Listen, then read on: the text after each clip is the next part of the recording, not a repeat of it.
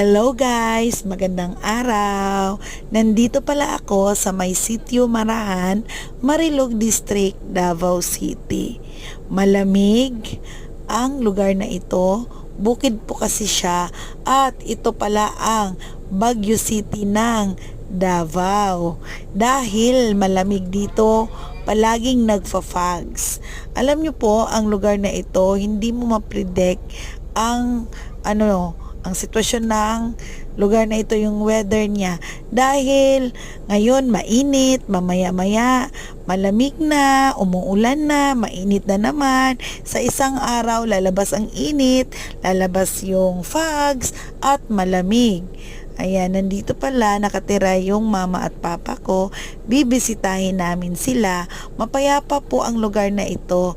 Konti pa lang ang mga tao. Ang nakatira dito ay yung mga lumad ng Marilog.